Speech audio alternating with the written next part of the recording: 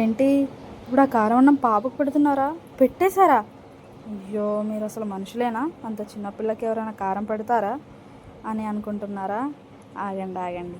ఇవాళ వాళ్ళ నాన్న కొత్త ఆవకాయతో తింటూ ఉంటే ఆ పాపకి తినాలనిపించిందో ఏమో, వాళ్ళ నాన్న దగ్గరికి వచ్చి ఆ ప్లేట్ని చూస్తూ ఏడవడం స్టార్ట్ చేసింది. ఇంకా ఆ పాప ఇంట్రెస్ట్ అర్థం చేసుకున్న వాళ్ళ నాన్న తనకి పెట్టాలి అని లేకపోయినా ఒక ముద్ద పెట్టారు, ఆ కారంకి మళ్ళీ రాదు కదా అని.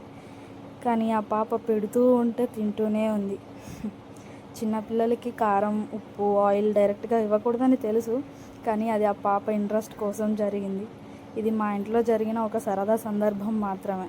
ఇలా మీ ఇంట్లో కూడా మీ పిల్లలు కారం తినడానికి ఇంట్రెస్ట్ చూపిస్తారా? ఎవరైనా ఉంటే కామెంట్ చేయండి.